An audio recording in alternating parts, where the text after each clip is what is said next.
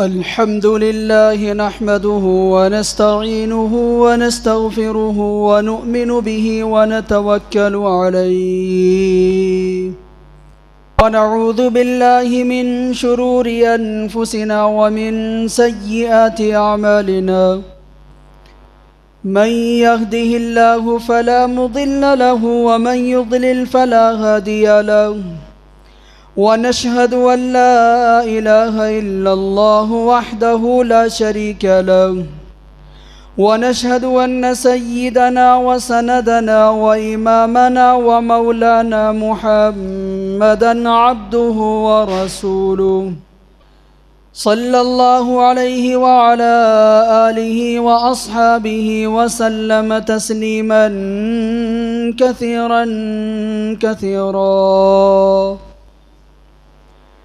أما بعد فأعوذ بالله من الشيطان الرجيم. بسم الله الرحمن الرحيم. محمد رسول الله والذين معه أشداء على الكفار رحماء بينهم. وقال تعالى في آية أخرى: قد جاءكم من الله نور وكتاب مبين. وعن أنس بن مالك رضي الله عنه قال: فلقد كنا نرى أثر المخيط في صدره. صدق الله ورسوله النبي الكريم المتين الأمين. محترم بزرگوں اور دوستو، قرآن پاک کی آیت جو میں نے تلاوت کی بڑی مشہور آیت ہے، جس کا ترجمہ ہے کہ کائنات کے انسانوں نبی پاک صلی اللہ علیہ وسلم کی ذات میں پوری کائنات کے لیے نمونہ اور اسوہ موجود ہے۔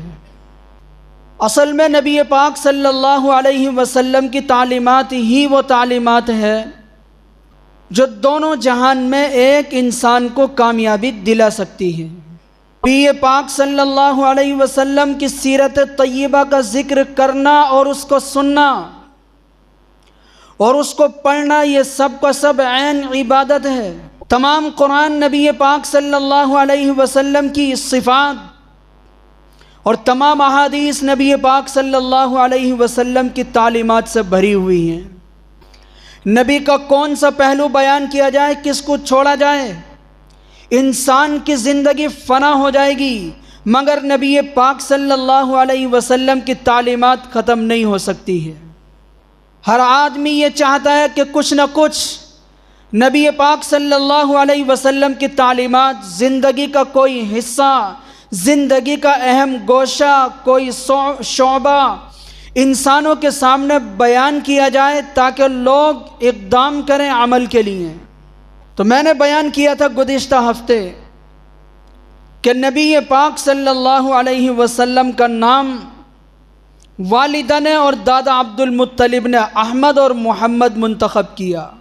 اس کے بعد میں دودھ پلانے کے پروسیس شروع ہوئے تو حضرت حلیمہ سعدیہ جو بیان فرماتی ہیں، نبی پاک صلی اللہ علیہ وسلم کو باقاعدہ لینے کے لیے تیار ہو گئیں، اور ان کے الفاظ ہیں کہ میں اس یتیم بچے کو ضرور لے کر رہوں گی۔ نہ جانے کیوں میرے دل میں بار بار یہ بات پیدا ہوتی ہے کہ میں ایک بار اس یتیم کو دیکھ لوں۔ حضرت حلیمہ سعدیہ کے الفاظ ہیں کہ نبی پاک صلی اللہ علیہ وسلم کو میں نے دیکھا اور میں نے اپنی چھاتی سے لگایا تو میرے اتنا دودھ اترا کہ میرے بچے نے بھی پیٹ بھر کے پیا۔ حلیمہ سعدیہ خود بیان فرماتی ہیں کہ قبیلہ بنو سعد بن بکر کے اندر قحط تھا، اور وہاں انسان تو کیا جانوروں کے تھنوں میں بھی دودھ نہ تھا، اور وہاں خورد و نوش کی اشیاء اتنی نہ تھی کیونکہ قحط پڑا ہوا تھا، لیکن نبی پاک صلی اللہ علیہ وسلم کی برکت سے سارا قحط دور ہو گیا۔ دیکھتی کیا ہیں کہ اپنے گھر کے سارے دودھ والے جانوروں کے تھنوں میں دودھ ہے، اور اتنا دودھ کہ پیٹ بھر کے پیا، برتن بھر گئے، لیکن برکتیں ختم نہیں ہوئیں۔ یہ حلیمہ سعدیہ کے الفاظ ہیں۔ فرماتی ہیں 2 سال تک نبی پاک صلی اللہ علیہ وسلم کو میں نے دودھ پلایا اور 2 سال کی مدت کے بعد میں نے دودھ چھوڑا دیا۔ اللہ نے اسی کو قانون بنا کر قرآن کے اندر اتار دیا حولین کاملین۔ ہر ماں اپنے بچے کو، وہ لڑکا ہو یا لڑکی، 2 سال تک دودھ پلائے، 2 سال کے بعد میں وہ اس سے پہلے ہی اس کے دودھ کو چھڑا دے، 2 سال کے بعد میں نہ پلائے۔ سورہ بقرہ کی آیت ہے حولین کاملین، فرماتی ہیں کہ 2 سال دودھ پلانے کے بعد میں دودھ چھڑایا اور نبی پاک صلی اللہ علیہ وسلم کو لے کر میں مکہ حاضر ہوئی تاکہ بی بی آمنہ کو ان کی امانت حوالے کر دوں۔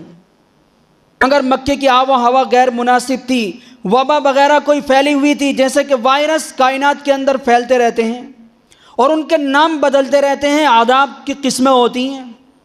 کورونا وائرس کہہ سکتے ہو آپ، اس زمانے میں لوگ طاعون کہتے تھے، مرض کہہ سکتے ہو آپ، جو چاہو آپ نام دے سکتے ہو، لیکن اس سے تو کسی کو بھی انکار نہیں ہے کہ یہ اللہ کے عذاب کی قسمیں اور اس کی شکلیں ہیں۔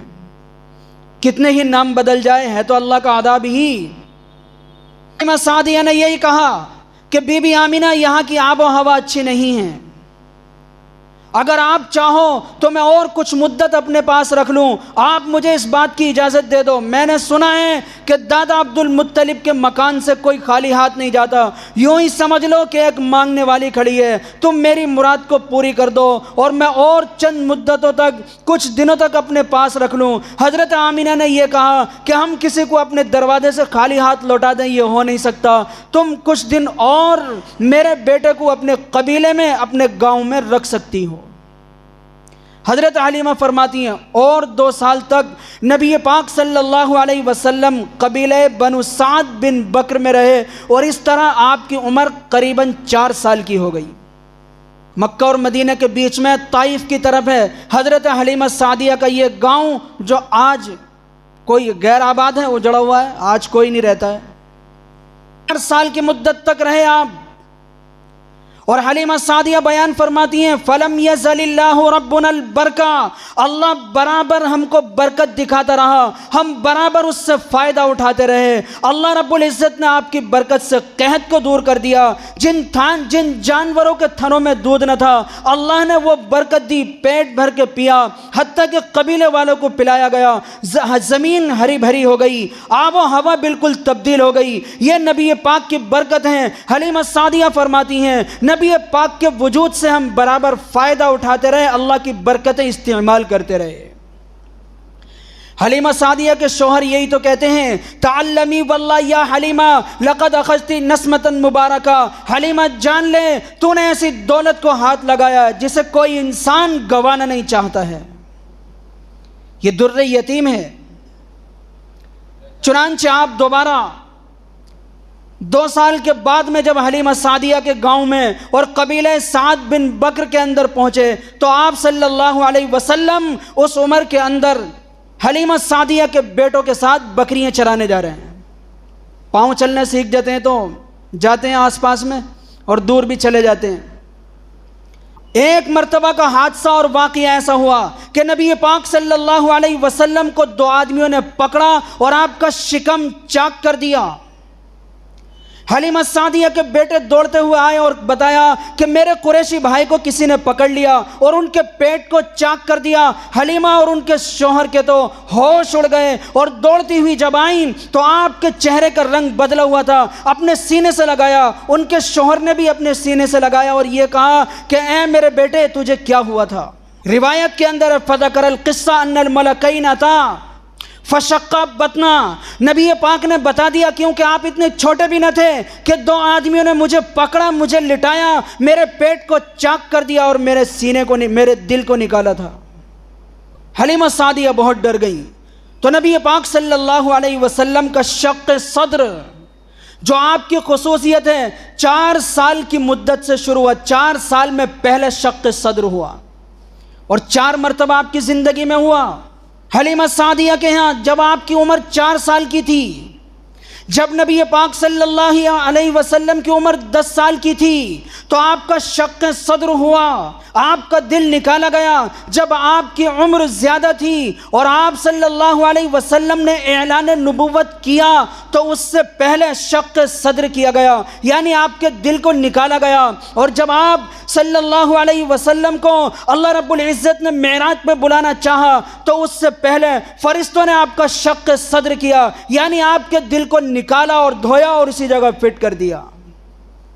یہ سب در منصور، مجمع الزوائد، البدایہ والنہایہ، عبداللہ بن عباس، ابو ہریرہ اور اسی طریقے سے بخاری اور مسلم کی روایتوں کا میں نے خلاصہ بتایا کہ نبی پاک صلی اللہ علیہ وسلم کا 4 مرتبہ شق صدر ہوا، یعنی آپ کے پیٹ کو چاک کیا گیا، دل نکالا گیا۔ حضرت انس بن مالک رضی اللہ عنہ بیان فرماتے کان یلعب مع الصبیان فأتى آت فأخذه فشق بطنه ثم خرج علقه فغسله في سطة من ذهب من ماء زمزم۔ 2 آدمی آئے، نبی پاک صلی اللہ علیہ وسلم کو باقاعدہ پکڑا، سونے کا تست اور طباق ہے ان کے ہاتھ میں جو جنت کا سونا ہے، اور مائع زمزم اس کے اندر بھرا ہوا ہے، اور نبی پاک صلی اللہ علیہ وسلم کی سرجری کی ہے فرشتوں نے، اور آپ کے دل کو نکالا اور مائع زمزم سے دھویا جو جنت کا پانی ہے، اور نبی پاک صلی اللہ علیہ وسلم کا دل اسی جگہ فٹ کر دیا جو ایک فرشتوں کا کام تھا۔ فاقبل الصبیان الی ظہری قتل محمد قتل محمد، بچے دوڑ گئے کہ آپ کو شہید کر دیا گیا، شہید کر دیا گیا۔ جب آپ صلی اللہ علیہ وسلم کو آ کر دیکھا تو آپ کے چہرے کا رنگ بدلا ہوا تھا۔ بعض متکلفین فرماتے ہیں شق صدر نہیں، شرح صدر۔ شرح صدر کا مطلب ہے کہ کوئی بات دل کے اندر ڈال دی جائے کہ ہاں یہ بات حق ہے۔ اور مفسرین اور محدثین اور شارحین اور امام بخاری اور اسی طریقے سے در منصور، خصائص کبریٰ اور اسی طریقے سے البدایہ والنہایہ یہ کہتے ہیں کہ شرح صدر نبی کی خصوصیت نہیں ہے۔ شرح صدر تو ابو بکر کو بھی ہوتا تھا، شرح صدر تو عمر بن خطاب کو بھی ہوتا تھا، شرح صدر تو قیامت تک صالحین اور عباد کو ہوتا رہے گا کہ یہ کام سچ ہے، اللہ اس کے دل میں ڈالتے رہیں گے۔ شرح صدر مراد نہیں، باقی ہوا، باقاعدہ آپ کا دل نکالا اور دھو کر فرشتوں نے اسی جگہ رکھ دیا۔ جب حدیث کی کتابیں بتا رہی ہیں تو کیا ضرورت ہے؟ اصل میں وہ لوگ سمجھتے ہیں کہ اگر آپ کا 4 مرتبہ ہوا تو لوگ یہ اشکال کریں گے پھر آپ کی وفات تو ہوئی نہیں آپ کی۔ ارے کرنے دو بھائی، اشکال کریں گے تو کرنے دو، دنیا کا کام ہے اشکال کرنے کا۔ تم جواب دے دینا کہ نبی پاک صلی اللہ علیہ وسلم کے دل کی 4 مرتبہ سرجری ہوئی اور یہ سرجری کرنے والا میں تو نہ تھا، یا کوئی انسان تو نہ تھا، یا مکہ اور مدینہ کا تو نہ تھا، یا بطحہ کا رہنے والا تو نہ تھا، یا عجم کا، عدن کا، عمان کا رہنے والا تو نہ تھا، وہ تھے جبرائیل اور میکائیل اور اسرافیل، فرشتوں کی جماعت۔ بھلا ان کی سرجری میں کیا تردد ہے؟ وہ جس جگہ چاہیں سرجری کر سکتے ہیں، انسان کے اندر کوئی کمی نہیں آ سکتی، کیونکہ یہ دنیا کے اندر نہیں ہوا بلکہ یہ اللہ کی طرف سے فرشتوں کے ہاتھ سے ہوا تھا۔ تو بھلا آپ کے دل میں کمی کیسے آ سکتی ہے؟ کیونکہ یہ تو اللہ کے حکم سے ہوا تھا۔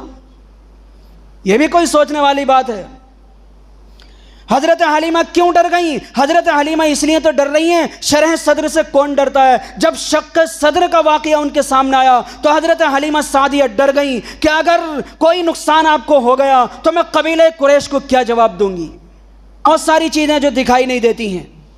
یہی تو میرا رب قرآن کے اندر کہتا ہے ان الذین یاکلون اموال الیتامی ظلما انما یاکلون فی بطونہم نارا، جو لوگ یتیموں کا مال ناجائز طور پر کھاتے ہیں وہ مال حرام اپنے پیٹ کے اندر بھرتے ہیں، وہ جہنم کے آگ کے انگارے اپنے پیٹ کے اندر بھرتے ہیں۔ پتہ چلا کہ حرام کا مال وہ روپوں کی شکل میں ہو، یا پھر وہ کرنسی ڈالر کی شکل میں ہو، یا پھر وہ دینار اور ریال کی شکل میں ہو۔ اے دنیا والوں، تمہاری نگاہوں کے اندر وہ دینار اور سکے اور ڈالر ہو سکتے ہیں، لیکن اللہ نے جب کہہ دیا وہ جہنم کی آگ ہے تو آگ ہے، انسانوں کی نگاہیں اس کو نہیں دیکھتی، لیکن جب ان کا انجام جہنم ہے تو پھر وہ آگ ہی ہوا۔ آج دنیا کی نگاہیں اس کو دیکھ نہیں سکتی ہیں۔ قرآن نے یہ کہا تم صبر کرو، میں صبر کرنے والوں کے ساتھ ہوں۔ کہیں قرآن نے یہ کہا تم صبر کرو، تو صبر کرنا آج کی دنیا کے اندر ہنجل سے زیادہ کڑوا ہے، لیکن عالم آخرت کے اعتبار سے شہد سے زیادہ میٹھا ہے، لیکن آج دنیا کے انسان اس کو نہیں سمجھتے۔ میرے نبی نے یہ کہا کہ میرے نبی نے یہ کہا کہ بلا شبہ غصہ شیطان کی طرف سے ہے، اور شیطان پیدا ہوا ہے آگ سے، اور آگ کو بجھایا جا سکتا پانی سے۔ جب تم میں سے کسی کو غصہ آئے تو اس کو چاہیے کہ وضو کر لے۔ تو پانی کیوں استعمال کروا رہے ہیں؟ تاکہ آگ بجھائی جائے۔ کیوں؟ اس لیے کہ گناہوں کا اثر آگ ہے، گرم ہے، اور اطاعت خداوندی کا اثر ٹھنڈا ہے۔ میرے نبی نے ارشاد فرمایا جب تم میں سے کسی کو غصہ آئے اور وہ کھڑا ہو تو بیٹھ جائے، اور اگر وہ غصہ چلا جائے تو ٹھیک ہے، اگر نہ جائے تو لیٹ جائے، اس لیے کہ غصہ رفع ہو جائے گا۔ میرے نبی نے ارشاد فرمایا اللہم اغسل خطایا من البرد والثلجی، یا اللہ میری بھول چوک اور خطاؤں کو اولے اور برف کے پانی سے دھو کر پاک اور صاف کر دے۔ میرا رب قرآن کے اندر ارشاد فرماتا ہے ربنا هب لنا من ازواجنا وذرياتنا قرۃ اعین واجعلنا للمتقین اماما، اے اللہ ہماری اولاد کو، ہماری فیملی کو، ہماری اولاد کی اولاد کو، ان کی فیملی کو ہماری آنکھوں کی ٹھنڈک بنا دے۔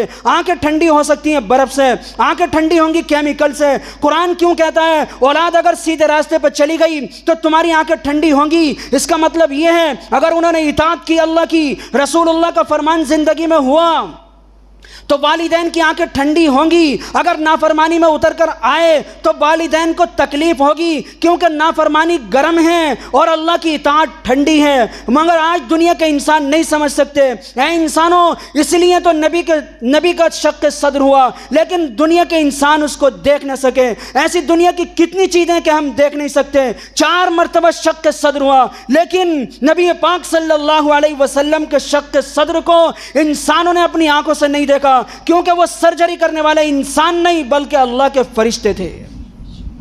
بس اس پہ ایمان لانا ہے تو بہت ساری چیزیں نگاہوں سے دکھائی نہیں دیتی۔ 4 سال کی عمر ہے جب آپ صلی اللہ علیہ وسلم کا شق صدر ہوا اور آپ کے دل کو نکال کر دھو کر ڈالا گیا۔ حلیمہ سعدیہ کو اس کا بتایا گیا اور ان کے شوہر کو اس بات کو بتایا گیا تو ان کے تو کان کھڑے ہو گئے اور ہوش اڑ گئے، اور یہ کہا اگر اس بچے کو کچھ ہو گیا تو قبیلہ قریش کو ہم کیا جواب دیں گے، دادا عبد المطلب کو کیا جواب دیں گے، بیوی آمینہ کو کیا جواب دیں گے، اور سارے قبیلے کو کیا جواب دیں گے۔ اس لیے حلیمہ سعدیہ 4 سال کے بعد میں نبی پاک صلی اللہ علیہ وسلم کو لے کر مکہ حاضر ہوئی اور یہ کہا حضرت آمینہ سے کہ آپ کی امانت آپ کے حوالے ہے۔ صاف بولنے والی خاتون تھی، اس لیے صاف کہہ دیا کہ دیکھو بیوی حلیمہ، میرے یہاں واقعہ پیش آیا شق صدر کا، اور میں نہیں چاہتی آپ کو کوئی نقصان ہو، کیونکہ یہ حادثہ چھوٹا نہیں ہے، میں تو ڈر گئی اس سے۔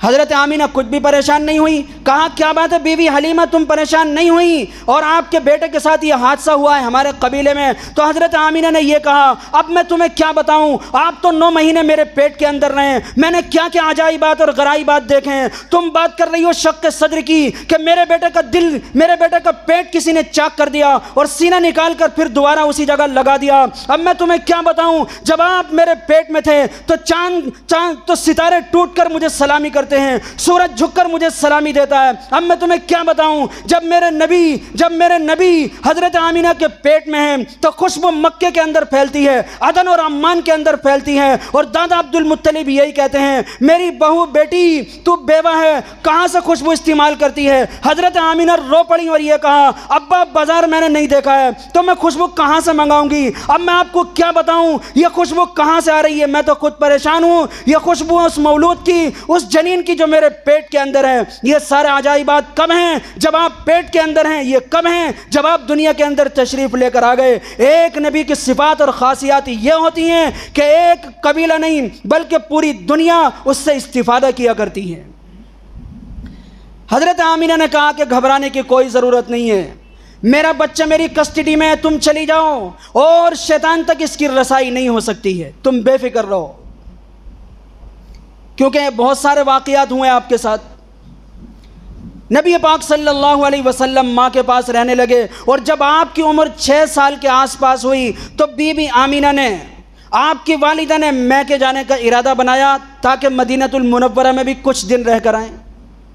برکت جو ام ایمن ہیں ان کو ساتھ لیا، نبی پاک صلی اللہ علیہ وسلم کو ساتھ لیا اور پورے قافلے کو تیار کیا، اور دادا عبد المطلب نے کہا بیٹی سنبھال کے جانا اور جلدی آنا۔ نبی پاک صلی اللہ علیہ وسلم کا ننیال مدینۃ المنورہ کے اندر، آپ کے والد صاحب کا ننیال مدینۃ المنورہ کے اندر، آپ کے دادا صاحب کا ننیال مدینۃ المنورہ کے اندر، نبی پاک صلی اللہ علیہ وسلم کا ننیال مدینۃ المنورہ میں بنو زہرہ کے اندر۔ حضرت آمینہ اپنے بیٹے کو لے کر گئی مدینہ اور 1 مہینہ وہاں قیام فرمایا۔ مہمانداری کہہ لیجیے۔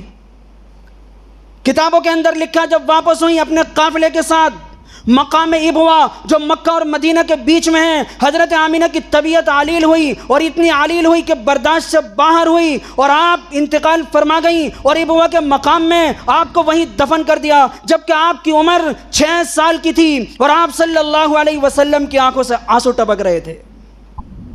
حضرت ام ایمن اس جنگل بیابان میں اور اس مکہ اور مدینہ کے اس راستے میں کوئی نہ تھا، نبی پاک صلی اللہ علیہ وسلم کو لے کر مکہ حاضر ہو گئیں، کیونکہ خبر مکہ اور مدینہ دونوں جگہ کے رشتہ داروں میں پھیل گئی، اور دادا عبد المطلب کے حوالے کر دیا۔ یہ رہی آپ کی امانت۔ بے شمار محبت کرتے تھے دادا عبد المطلب نبی پاک صلی اللہ علیہ وسلم سے۔ کتابوں کے اندر لکھا کہ کعبے کے سائے میں دادا عبد المطلب کے لیے قالین بچھایا جاتا، اور آپ کے بیٹوں میں سے کسی کی ہمت نہ تھی قالین پہ پاؤں رکھ دے، نبی پاک صلی اللہ علیہ وسلم بلا تکلف قالین پہ چلے جاتے اور اپنے دادا کے پاس بیٹھتے۔ اگر کوئی ان کو روکنا چاہتا تو دادا فرماتے میرے بیٹے کو آنے دو، البتہ اس کے بغیر میرا من نہیں لگتا ہے، تم میں سے کوئی میرے بیٹے کو نہ روکے، میں کعبے کا متولی ہی صحیح لیکن یہ میری اجازت ہے، یہ قالین میرے لیے بچھی ہے تو میرے بیٹے کے لیے بچھی ہے۔ ایک مرتبہ آپ کعبے کے پاس کھڑے ہوئے دعا کر رہے ہیں، رد الی راکبی محمد یا رب ردہ واستنا الی یدا، اے اللہ میرے شہ سوار بیٹے کو واپس فرما کر عظیم الشان احسان فرما۔ ایک آدمی نے پوچھا کون ہے یہ جو دعا کر رہے ہیں؟ لوگوں نے بتایا دادا عبد المطلب اپنے پوتے کے لیے دعا کر رہے ہیں۔ ان کے پوتے گئے اونٹ تلاشنے کے لیے، ان کا ماننا ہے کہ نبی جس کام میں ہاتھ ڈالتے ہیں وہ پورا کرتے ہیں، ان کے اونٹ نہیں ملے، نبی پاک کو بھیجا، اپنے پوتے کو بھیجا ہے اور وہ ابھی تک لوٹ کر نہیں آئے، اس لیے آپ نے آنسو گرا رہے ہیں۔ تھوڑی دیر کے بعد میں کیا دیکھا، اونٹ بھی واپس آ گئے، نبی پاک بھی واپس آ گئے۔ یہ آپ کے عجائبات ہیں۔ دادا نے کہا یہ آخری اور پہلی بار ہے کہ میں نے تجھے اپنے آپ سے جدا کیا، البتہ آج کے بعد میں تجھے اپنے آپ سے جدا نہیں کر سکتا ہوں۔ نبی پاک صلی اللہ علیہ وسلم کی عمر مبارک 8 سال اور دادا کی 125 سال یا 150 سال، اور اس عمر میں دادا عبد المطلب انتقال کر گئے۔ جنازے کے ساتھ روتے ہوئے جا رہے ہیں، ہم برکتہ فرماتی ہیں، اور آپ کو اس جنازے کا اٹھنا یاد ہے۔ اور دادا عبد المطلب کے بعد میں نبی پاک صلی اللہ علیہ وسلم کی کفالت کی ذمہ داری چچا ابو طالب پہ آتی ہے، کیونکہ حضرت عبداللہ حضور کے والد صاحب اور چچا ابو طالب ان کی ماں ایک ہیں، تو دونوں سگے بھائی ہوئے، اور دادا عبد المطلب کے جو دوسرے بیٹے ہیں ان کی مائیں الگ ہیں۔ تو نبی پاک صلی اللہ علیہ وسلم کی کفالت کی ذمہ داری یہ دادا عبد المطلب چچا ابو طالب پر ہمیشہ اپنے ساتھ رکھتے، اور نبی پاک صلی اللہ علیہ وسلم کا ایک مدت تک ساتھ دیا۔ مجھے تو وہ حدیثیں بھی یاد ہیں جب مکہ اور مدینہ، جب سارے قبائل عرب کی تلواریں نبی پاک کے خلاف اچھل گئیں تو دادا چچا ابو طالب نے یہ کہا تھا کہ سب سے پہلے تمہیں میرے ٹکڑے کرنے ہوں گے، میرے بھتیجے کی طرف تم بعد میں قدم اٹھاؤ گے۔ نبی نے یہ کہا تھا ایک مرتبہ، یہ میرے چچا ابو طالب کیا قریش کے حوالے مجھے آپ کر دو گے؟ تو آپ نے کہا لات و عزا کی قسم یا رب کعبہ کی قسم، میرے جیتے جی میں تجھے غداروں کے حوالے کبھی نہیں کر سکتا۔ اے میرے بیٹے البتہ تجھے دیکھ کے ہی میں صبح شام کرتا ہوں، تو میرا لخت جگر، میرا بھتیجا ہے۔ اے بیٹے میرے جیتے جی دنیا کی کوئی طاقت تجھے ہاتھ نہیں لگا سکتی۔ کتابوں کے اندر لکھا چچا نے حق ادا کر دیا، بہت مدت تک ساتھ رہے نبی پاک صلی اللہ علیہ وسلم کے۔ بہت بعد میں وصال ہوا چچا ابو طالب کا۔ نبی پاک صلی اللہ علیہ وسلم کی عمر ہے 12-13 سال۔ چچا ابو طالب نے ارادہ کیا ملک شام کی تجارت کا، اور چونکہ اس زمانے میں ادھر تجارتیں ہوتی تھیں، گرمیوں میں ملک شام، سردیوں میں عدن، عمان، فلسطین، انقرہ، غزہ، حبشہ، یہ تھے عراق، روم۔ ایلاف قریش ایلافہم رحلۃ الشتاء والصیف، سردی اور گرمی کے 2 سفر کو یاد کرو، یہ اللہ کی نعمت ہے اور تمہارے لیے تجارت کی 2 شکلیں بنا دیں۔ دو مرتبہ تجارت۔ نبی پاک غمگین ہے، چچا ابو طالب کہہ رہے ہیں کہ میں چھوڑ کے جا رہا ہوں، لیکن جب دیکھا کہ غمگین ہے تو کہا کہ میں تجھے چھوڑنے کے لیے تیار نہیں ہوں، میرے ساتھ ہی چلو۔ شام کے شہر جب بصرہ کے اندر پہنچے تو وہاں باہرہ نام کا راہب، جو اس زمانے کے اندر بہت پڑھے لکھے اور موحد اور اس زمانے میں انجیل پہ عمل کرتے تھے، ایمان والے، نبی پاک صلی اللہ علیہ وسلم کے قافلے کو دیکھ کر اپنی کٹیا سے نکل کر آ گئے اور اپنے حجرے سے نکل کر باہر آئے اور یہ کہا کہ تم لوگ کون ہو، یہ قافلہ کس کا ہے؟ کہا یہ مکے کا قافلہ ہے۔ اور نبی پاک صلی اللہ علیہ وسلم کو متجسسانہ نظروں سے دیکھتے رہا اور یہ کہا ھذا سید العالمین، یہ تو پوری کائنات کے سردار ہیں، ھذا رسول رب العالمین، یہ تو پوری کائنات کے لیے رسول بنا کر مبعوث کیے گئے ہیں، یبعث اللہ ھدی للعالمین، اللہ انہیں پوری کائنات کے لیے اور ہدایت اور رافت اور رحمت بنا کر بھیجے گا، تم انہیں لے کر کہاں نکل گئے؟ نبی پاک صلی اللہ علیہ وسلم کی وجہ سے پورے قافلے کی دعوت کی اور یہ کہا کہ میں کسی کی دعوت نہیں کرتا، میری دعوت قبول کرو۔ اور آپ کے بارے میں کہا کہ آپ پوری کائنات کے نبی ہیں۔ قریش کے قافلے نے پوچھا آپ نے کیسے جانا کہ وہ مہر نبوت جو دونوں شانوں کے بیچ میں، دونوں کاندھوں مونڈوں کے بیچ میں، دل کے ٹھیک پیچھ میں، کمر کے پیچھے انڈے اور سیب کے آکار میں جو مہر لگی ہوئی ہے جس پہ لکھا ہوا محمد الرسول اللہ، اسے دیکھ کر میں پہچان گیا۔ انجیل آپ کی گواہی دیتی ہے، توریت زبور آپ کی گواہی دیتی ہے، اس لیے دیکھ کر میں پہچان گیا کہ آپ اللہ کے آخری نبی ہیں اور آپ پوری کائنات کے لیے مبعوث کیے گئے ہیں۔ اور دعوت کے بعد میں اس نے کچھ چیزیں سمجھائیں لوگوں کو، کہا دیکھو تم ملک شام کی طرف نکلے ہو، روم کی طرف آپ کو مت لے کر جاؤ، رومیوں نے اگر آپ کو دیکھ لیا آپ کو قتل کر دیں گے، شہید کر دیں گے۔ تو پریشانی اور بڑی،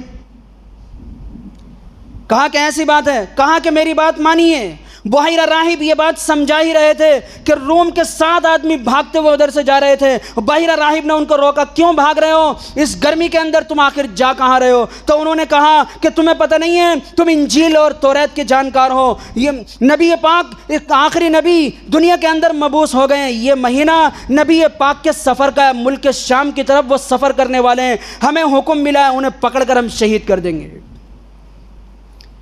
کہا یہ کیوں؟ کہ روم سے یہی خبر ملی ہے، ہم انہیں شہید کر دیں گے، ہر طرف ہم نے آدمی دوڑا دیا ہے، انجیل کہہ رہی ہے کہ وہ یہ مہینہ ان کے سفر کا ہے، لہذا ہم تو آپ کو تلاش کر رہیں گے۔ بحیرہ راہب نے ان کو سمجھایا تم بہت بڑے بے وقوف ہو، نبی آتے ہیں رب کی طرف سے، اللہ کے علاوہ انہیں کوئی نہیں، اللہ جب اللہ کا فیصلہ نہ ہو انہیں کوئی نہیں مٹا سکتا، جتنا کام اللہ نے دے رکھا ہے نبی اتنا کام کر کے رہتے ہیں، اللہ کا حکم اگر نہ ہو تو پوری دنیا نبی کے خلاف کھڑی ہو جائے، نبی کا کچھ نہیں بگڑ سکتا، نبی کا کوئی بال بیکا نہیں ہوتا، نبی عام انسان نہیں ہے، نبی من جانب اللہ چنیدہ ایک مخلوق ہے، نبی اللہ کی طرف سے فرستادہ ہے، اللہ اور عام مخلوق کے درمیان نمائندہ ہے، نبی پوری کائنات کی ہدایت کا ایک ذریعہ ہے، نبی کو مٹانا غیر ممکن ہے، نبی عام انسان نہیں ہے، نبی کے پاس فرشتوں کی جماعت ہے، اللہ رب العزت کی طرف سے رہبری ہے، جس کی طرف فرشتے بڑھتے ہوں اور فرشتے جس کی حفاظت کرتے ہوں، اے ظالموں تم اس نبی کو کیسے مٹا سکتے ہو؟ بحیرہ راہب کی تقریر سے 7 لوگوں کی سمجھ میں بات آ گئی کہ نبی تو اللہ کی طرف سے آتے ہیں تو نبی کو تو کوئی مٹا ہی نہیں سکتا، یہ تو غیر ممکن ہے۔ تو ان لوگوں نے کہا ہم کیا کریں؟ بحیرہ نے کہا یہیں رہو، روم میں جاؤ گے تو تم مار دیے جاؤ گے۔ تو اللہ رب العزت والجلال کی تدبیر تمام تدابیر پر غالب آتی ہے، اللہ رب العزت کا فیصلہ سب پہ غالب آتا ہے۔ کیا تم نے قرآن کے اندر نہیں پڑھا اور بارہا تم نے سنا ہوگا، فرعون نے خواب دیکھا کہ اس کے سارے دانت ٹوٹ کے گر گئے اور بیدار ہو کر یہ کہا اے نجومیوں یہ تو بتاؤ کہ میرے سارے دانت ٹوٹنے کا مطلب کیا ہے؟ معبرین اور نجومیوں نے یہ کہا کہ ایک بنی اسرائیل کے اندر ایک بچہ ایسا پیدا ہوگا جو آپ کی پوری سلطنت کو تباہ کر دے گا اور آپ کی خدائیت ہمیشہ کے لیے فنا ہو جائے گی۔ دانت ٹوٹنے کا مطلب یہ ہے۔ فرعون نے کہا ایسی بات ہے؟ کہا کہ عالم پناہ اگر جان کی امن اور حفاظت ہو تو بالکل یہی اس کی تعبیر ہے۔ تعبیر اس کی یہی ہے۔ تو فرعون نے کہا کوئی بات نہیں، ہوتا کیا ہے، وہ بچہ ہی پیدا نہیں ہوگا جو ہماری سلطنت کو تباہ کر دے۔ اور لکھا ہے مفسرین نے، فرعون نے حکم الاٹ کر دیا اور جاری کر دیا، ایک ہی دن کے اندر 1.25 لاکھ بنی اسرائیل کے بچے ان کی ماؤں کے سامنے ذبح کر دیے گئے۔ فرعون نے اپنی پولیس کا آدمی چھوڑ دیا اور یہ کہا جتنی عورت حمل سے ہیں سب کی نگرانی کرو، جب ان کا حمل پیدا ہو جائے ماں کے سامنے اس کے بچے کو ذبح کر دو، اس کی ماں کے رحم کا کوئی خیال مت کرو، نہ بانس ہوگا نہ بانسری بجے گی، نہ بنی اسرائیل کے اندر کوئی بچہ پیدا ہوگا اور نہ کوئی میری سلطنت کو توڑ سکتا ہے۔ میں تو قدم ہی اس طرح کے اٹھانے والا ہوں۔ فرعون ترتیب بنا رہا ہے یہ، اور موسیٰ علیہ السلام کی ترتیب بن رہی ہے کچھ اور۔ حضرت عمران کی یہ بیوی ہیں اور موسیٰ علیہ السلام کی یہ والدہ ہیں، پولیس کی نگرانی سے بچ گئیں اور ان کے پیٹ سے پیدا ہوئے حضرت موسیٰ علیہ السلام۔ بڑی پریشانی میں، اب میں کروں کیا، اس بچے کا میں کیا کروں؟ بنی اسرائیل کے بچے تہے تیب کر دیے گئے اور ملک مصر کی زمین کو رنگین کر دیا۔ یا اللہ، کیا میں اپنے معصوم بچے کی بھی حفاظت نہیں کر سکتی؟ کیا میں اپنے بچے کی کلکاریاں نہیں سن سکتی؟ کیا کائنات کے اندر بچے کا پیدا ہونا جرم عظیم بن چکا ہے؟ کیا بنی اسرائیل میں اب کوئی بچہ پیدا نہیں ہو سکتا؟ اللہ رب العزت نے کہا وَأَوْحَيْنَا إِلَىٰ أُمِّ مُوسَىٰ أَنْ أَرْضِعِيهِ فَإِذَا خِفْتِ عَلَيْهِ فَأَلْقِيهِ فِي الْيَمِّ۔ ہم نے موسیٰ کی والدہ کے دل میں یہ بات ڈال دی کہ تم اسے دودھ پلاتی رہو اپنے بیٹے کو، اگر تمہیں کوئی اندیشہ یا خوف ہو تو ان کو پانی کے اندر ڈال دو، ہم آپ کے بیٹے کی حفاظت کرنے والے ہیں۔ ایسا نہیں ہے کہ ہم فرعون کی کرتوت سے غافل ہیں۔ فرعون کچھ اور ترتیب بنا رہا، رب کی ترتیب کچھ اور ہے۔ کیا ہے اللہ رب العزت کی ترتیب؟ اللہ رب العزت کی ترتیب سب سے الگ ہے۔ کائنات کے انسانوں تم بھی ترتیب بناؤ، مگر اللہ کی ترتیب سب سے آگے ہے۔ تم بھی اپنی تدابیر چلتے رہو، تم بھی اپنی چال چلتے رہو، مگر اللہ کی چال سب سے آگے ہے۔ وَمَكَرُوا وَمَكَرَ اللَّهُ وَاللَّهُ خَيْرُ الْمَاكِرِينَ۔ اللہ کے داؤ سے بڑھ کر کسی کا داؤ نہیں ہو سکتا۔ اللہ کی تدابیر تمام تدابیر پر غالب آ کر رہتی ہے۔ فرعون بچے ذبح کروا رہا ہے اور موسیٰ علیہ السلام پیدا ہو گئے، ملک مصر کے اندر کوئی بچہ نہیں ہے، پھر بھی ایک بچے کی پرورش ہو رہی ہے۔ جب موسیٰ کی والدہ کو ڈر ہوا تو اللہ رب العزت نے یہ کہا کہ ایک تابوت میں رکھ کر پانی کے اندر ڈال دو، ہم ہی اس کی حفاظت کرنے والے ہیں۔ کیا نہیں ہے واقعہ قرآن کے اندر؟ ماں اپنے جگر کے ٹکڑے کو اور اپنی آنکھوں کے تارے کو پانی کے اندر ڈالتی ہے، دریائے نیل کے اندر۔ اتفاق سے وہ دریائے نیل جا کہاں رہی ہے؟ فرعون کے اس محل کے پاس جہاں فرعون رہتا۔ اندازہ لگا رہے ہیں آپ؟ حضرت آسیہ جہاں رہتی ہیں فرعون کی بیوی، ملک مصر میں دریائے نیل کے پاس محل ہے فرعون کا، اور فرعون نے دیکھا کہ دور سے کوئی چیز بہتی ہوئی آ رہی ہے تو اس نے اپنے پولیس والوں سے کہا کہ ذرا دیکھو کیا چیز ہے۔ پکڑ کے دیکھا تو تابوت کے اندر بچہ، اور بچہ بھی زندہ، اور پولیس والوں پر غصہ ہوا اور یہ کہا ظالموں تم میری سلطنت توڑوا کر رہو گے، میں نے تو یہ کہا تھا کہ ایک ایک بچے کو قتل کر دو۔ بنی اسرائیل کی عورتیں اتنی چالاک ہو گئی کہ اب بچوں کو پانی میں چھوڑنے لگی، آخر تمہاری نگاہیں کہاں ہیں؟ تو پولیس والوں نے معافی مانگی اور یہ کہا کہ عالم پناہ آج کے بعد ہم کڑی نگرانی کریں گے۔ اور ادھر حضرت آسیہ کی نگاہ پڑی ہے موسیٰ علیہ السلام پر، فرعون کی بیوی کی نگاہ پڑی ہے تو محبت دل میں گھر کر گئی اور یہ کہا کہ عالم پناہ جہاں پناہ آپ نے 1.25 لاکھ بچے ذبح کروا دیے، کیا آپ میری خاطر، میری محبت کی خاطر آپ ایک بچے کو زندہ نہیں چھوڑ سکتے؟ میرے لیے کچھ تو کیجئے۔ فرعون نے کہا کہ یہ مروائے گی لگتا ہے۔ بچے ذبح کروا دیے سارے، اور بچوں کی اسی فکر میں لگا ہوا ہوں میری سلطنت نہ ٹوٹے، لیکن یہ ایک بچوں کو بچانے میں لگی ہوئی ہے۔ مگر میں آسیہ کو ناراض ہوتے ہوئے نہیں دیکھ سکتا۔ ایک بچے کی بات تو ہو سکتا ہے وہ یہ نہ ہو جو بچہ میری سلطنت کو توڑے گا، اور معبرین نے جس کے بارے میں بتایا وہ تو کب کا ذبح ہو چکا ہوگا، نہ جانے یہ تو کہاں سے آتا ہوگا، اور کوئی بعید نہیں ہے ملک مصر کا بھی نہ ہو، کیا پتہ کدھر سے بہہ کے آیا ہے۔ لہذا اگر میں آسیہ کی بات مان لوں تو یہ سودا گھاٹے کا نہیں ہے، آسیہ اگر ہنس دے یا مسکرا دے تو سودا گھاٹے کا نہیں ہے۔ ایک بچے میں کوئی بات نہیں ہے۔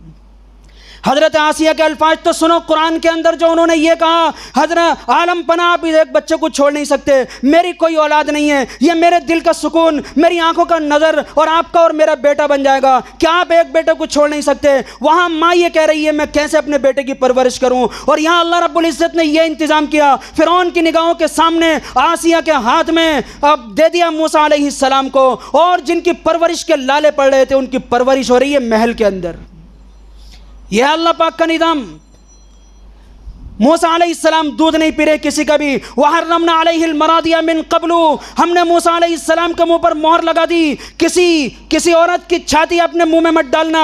حضرت آسیہ ناراض ہو گئی تو فرعون نے یہ کہا جاؤ کسی دودھ پلانے والی کو تو لاؤ, میں آسیہ کی ناراضگی کو نہیں دیکھ سکتا. حضرت فاطمہ موسیٰ کی بہن محل کے اندر ہیں اور کہا کہ عالم پناہ میں ایک دودھ پلانے والی کو جانتی ہوں, بہت بہترین پرورش کرتی ہے, اگر اجازت ہو تو میں اس کو بلا لوں. آسیہ نے کہا جلدی لاؤ, انتظار کس بات کا. حضرت موسیٰ علیہ السلام کی والدہ بھی محل کے اندر آ گئیں اور جیسے ہی حضرت موسیٰ علیہ السلام کو چھاتی سے لگایا, پورے دودھ پیا موسیٰ علیہ السلام نے, پورے محل کے اندر خوشی کی لہر دوڑ گئی. ماں بھی محل کے اندر, بہن بھی محل کے اندر, موسیٰ علیہ السلام بھی محل کے اندر. کل وہ بچا رہی تھی اپنے بیٹے کو, آج بیٹا ہے محل کے اندر. کل وہ چھپ رہی تھی بنی اسرائیل کے فوجیوں سے, آج وہ محل کے اندر ہیں. اور آج اللہ رب العزت نے شان اور ٹھاٹ کی زندگی دے دی. کل وہ تھی ملک مصر میں جن کا بچھونا زمین اور جن کی آسمان چھت تھا, آج ہے فرعون کے محل کے اندر. یہی تو میرے رب نے کہا میری تدبیر کو کوئی نہیں جان سکتا. فرعون چاہ رہا تھا کہ میری سلطنت توڑنے والے کو میں ذبح کر دوں گا, لیکن وہ موسیٰ محل کے اندر پرورش پا رہے ہیں. ماں نے یہ کہا تھا میرا بیٹا جدا ہو گیا, لیکن ہمیشہ کے لیے یعنی 2 سال کی مدت تک کے لیے طے کر دیا کہ اب تم ہی دودھ پلاؤ گی. موسیٰ علیہ السلام کی والدہ نے کہا نا صاحب کئی شرطیں ہیں میری, رہوں گی بھی یہیں, کھانا پینا سارا, خزینہ دفینہ ساری چیزیں. تو فرعون نے کہا جو جی چاہے لے لو, کم سے کم آسیہ میری بیوی تو راضی ہو. ارے رہو یہاں, جب تمہارا دودھ پی لیا ہے تو تمہیں کوئی پریشانی تھوڑی ہے, خزانے کا منہ کھول دیا ہم نے تمہارے لیے, میری بیوی ناراض نہیں ہونی چاہیے, اس کا بیٹا پرورش پا جائے. حضرت موسیٰ علیہ السلام ہوئے ہیں بڑے اور اسی محل سے تبلیغ شروع کرنے, جس محل کے تنکے بکھرنے والے ہیں. آپ نے محل کے اندر سے تبلیغ شروع کی اور داسیوں کو بتایا, نوکروں کو بتایا, نوکر چاکروں کو بتایا اللہ کے علاوہ کوئی معبود نہیں. یہ فرعون جس کی تم عبادت کرتے ہو یہ انسان ہے, ماں کے پیٹ سے پیدا ہوا ہے, لہذا یہ رب کیسے ہو سکتا ہے. اے لوگوں, اس انداز سے تبلیغ ہوا کرتی ہے. کتنی محنت پڑی ہوگی. حضرت آسیہ کا سر کاٹ رہی تھی ایک داسی اور ان کے ہاتھ سے کنگا چھوٹ کے گرا تو انہوں نے اللہ کا نام لیا. حضرت آسیہ کے کان کھڑے ہو گئے اور یہ کہا اے داسی یہ تو کیا کہہ رہی ہے, فرعون کے محل کے اندر اللہ کا نام تو جانتی ہے, اگر فرعون کے کان میں بھنک بھی پڑ گئی تیری گردن نہیں رہے گی.